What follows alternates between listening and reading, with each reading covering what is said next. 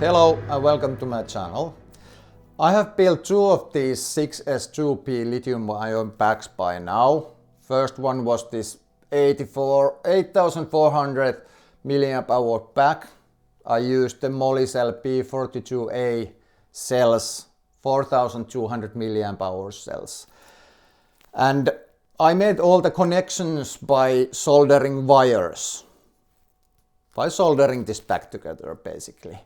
And take it from me, don't go that route. I don't recommend it at all. Instead of it, do yourself a favor and buy at least one of these cheap portable spot welders. I got this from AliExpress. I think it was something like 30 or 35 euros and it did the job. So don't solder, spot weld it. And the next which I did is this one that we are going to build in this video. This is a somewhat 10,000 milliamp hour 6S2P. Let's focus. Yes. So I used Molicel cells again in this, but they are P50B 5000 milliamp hour cells. So bit more punch in these and bit more power. Also the top continuous discharge rate is bigger in this than it is in the 8400 pack. But yeah, this is the pack we are going to build in this video. And I'm going to show it how I built my own pack. Let's do this.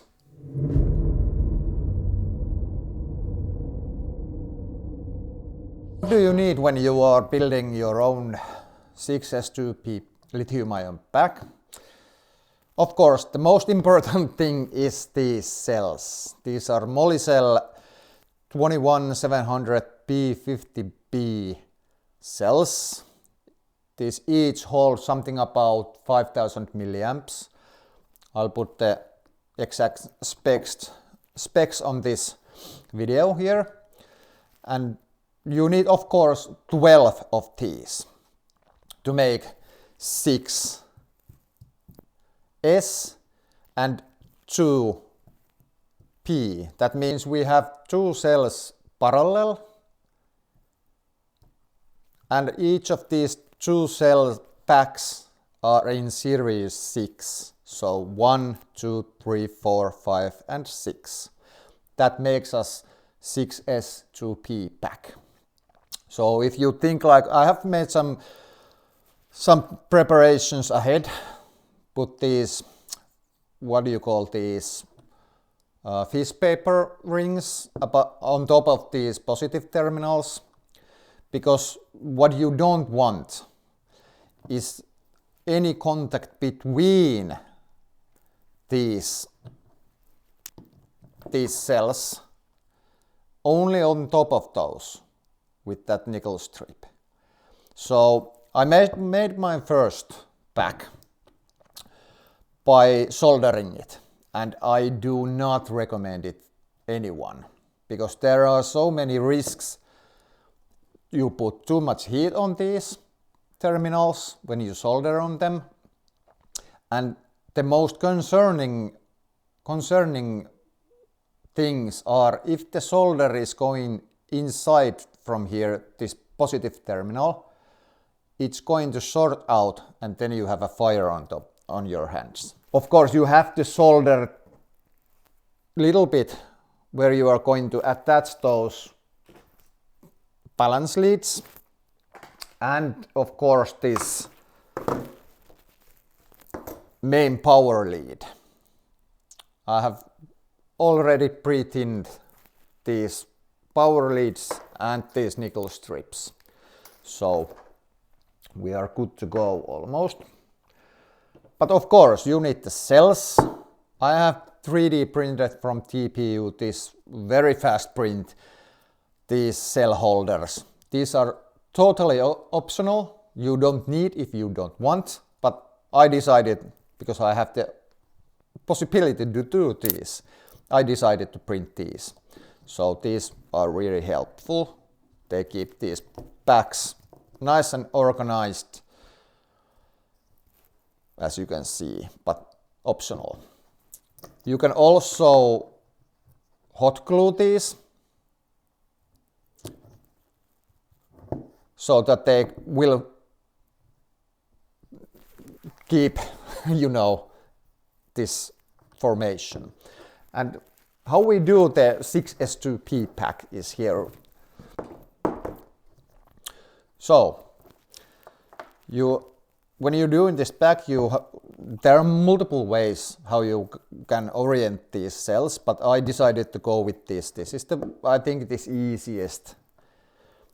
The result is it's somewhat high pack and not so long pack, but this is how I orient these cells. So the power lead comes like this.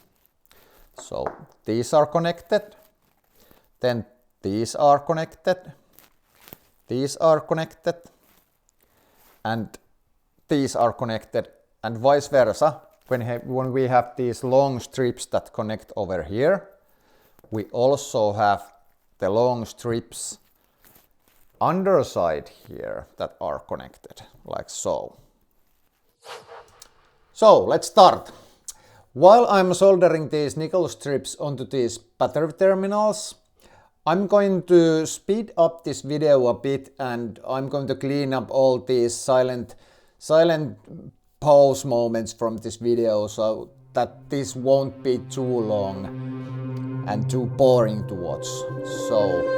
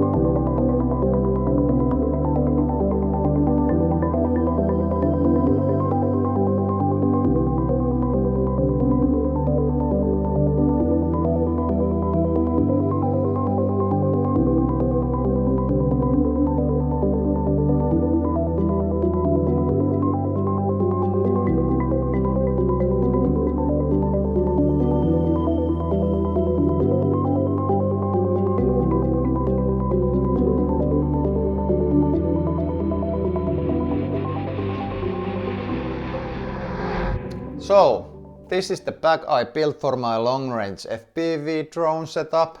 So in the future videos I'm going to test that, so we can know how are the flight times, how the voltage behaves, how it performs under load, does it get warm and how warm it gets. All those things need to be tested. And before I can do that, I have to calibrate my amp meter in Betaflight, and that too requires few test flights. But those are things for another video. If you like this kind of videos, do-it-yourself projects and FPV stuff and possible future long-range FPV videos, consider subscribing to the channel. And if this video was helpful for you, consider dropping a like. So, until next time, see ya!